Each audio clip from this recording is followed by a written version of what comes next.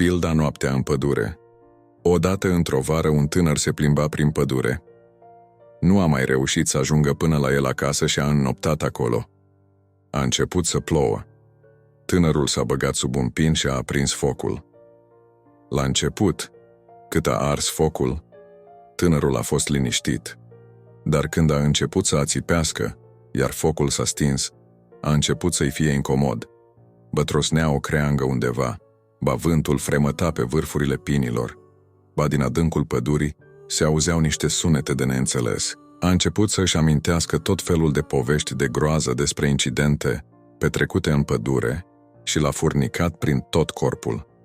Dar atunci tânărul s-a gândit: eu sunt complet singur în această pădure și în afară de mine nu mai este nimeni în jur. Și frica îndată i-a trecut. Iar el a continuat să gândească așa: toate aceste sunete care se aud în pădure sunt firești. Dacă ar fi animale sălbatice, fumul focului le-ar speria.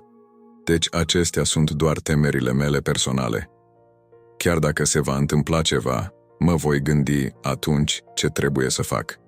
Și așa s-a liniștit și a adormit. Trezindu-se în întuneric, și-a amintit că nu are pe nimeni și nimic de care să se teamă, pentru că toate temerile sunt numai în mintea lui, și a adormit din nou. De atunci acest tânăr niciodată nu s-a mai temut să petreacă noaptea singur în pădure. Cine s-a uitat însă de aproape în legea cea desăvârșită a libertății și a stăruit în ea, făcându-se nu ascultător care uită, ci împlinitor al lucrului, acela fericit va fi în lucrarea sa. Iacov 1:25.